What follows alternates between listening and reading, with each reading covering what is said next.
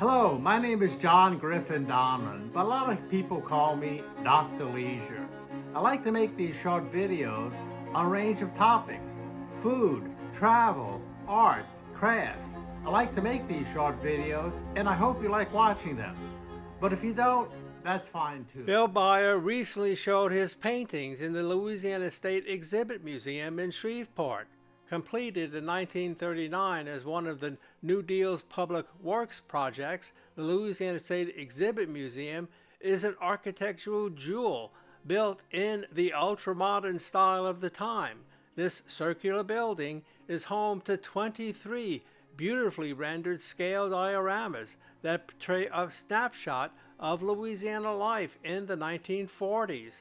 LSEM's collection includes Louisiana Native American artifacts, regional and national history artifacts, original works of local artists, and natural history exhibits.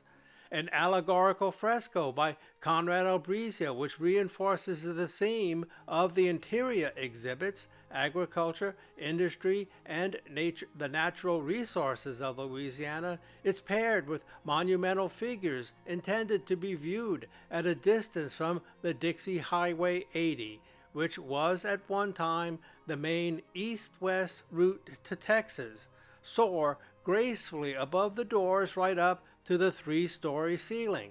Excellent and now increasingly rare dioramas, apparently made by E.J. Whetzle, Edward Wilkerson, and H.B. Wright, who painted the landscapes in the background of the dioramas and made plaster Paris molds for the people and all the animals, line part of the oval display space. William Beier is a retired college professor, writer, and artist currently residing in northern Louisiana. He assembles his images from a variety of sources, composed over the last several decades, attempting to exploit novel arrangements for stimulating cognitive experiences, inhabiting the visual landscape. Exhibitions of his work include galleries in Los Angeles, New York City, as well as Louisiana.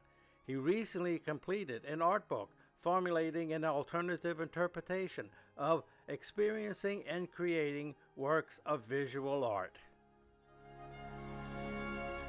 The works displayed in this exhibit offer the viewer an immersive experience, presenting visual fragments from the depths of my imagination. Each work tells a unique story. The spectator may recreate for themselves my imaginative journey by allowing themselves the time to fully engage each individual image, guided by the descriptions I provided in the notes to the accompanying picture. Yet, each viewer is invited to experience the work on their own terms, inspiring them to create associations and form meanings that are uniquely personal to them by stimulating their own imagination. These pictures are meant to be portals to entice the viewer to explore their own visual vocabulary, moving beyond conventional interpretations of reality into the realms of fantasy and the subconscious mind. The process of creating the art exhibit began by selecting the pictures and preparing them to be moved. Framed works of art, mostly charcoal drawings and a woodcut, were carefully loaded into the trunk of my car for transport to the museum. The large museum space offered to me was both a challenge and an inspiration. Large works on canvas to be used in the exhibit itself had to be rolled up in order to fit in the back seat. Upon arrival, the canvases had to be carried and placed before being unrolled. With the excellent help of the museum curator Nita Cole, the best arrangement of the pictures to be displayed had to be decided.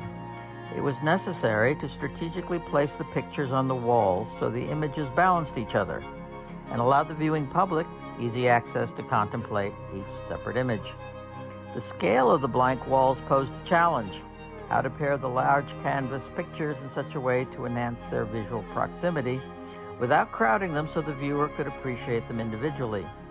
The interposed columns served to highlight the drawings as well as provide a decorative link between the sets of canvas pictures.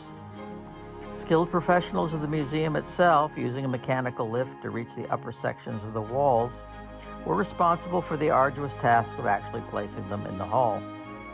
The final completed arrangement of the picture sets where the decorated columns reinforced the overall immersive effect, intensified the viewer's sense of being engulfed in a surreal landscape of the mind.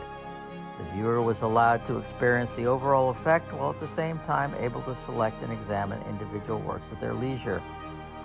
The arrangement itself may be interpreted as a kaleidoscope of memories and ideas. The pictures appearing are as follows. Glen Echo Park Fantasy, Rings of Fire, Deep Fathom Currents, Slow Bastardization of a High God, The Spirit Moves over the Face of the Cubed, Agony in the Garden, Agony in Gaza, Schubert's Death and the Maiden, and Glen Echo Park Fantasy again. Dreams of the mind, visions from a complicated subconscious, fantasies to entertain.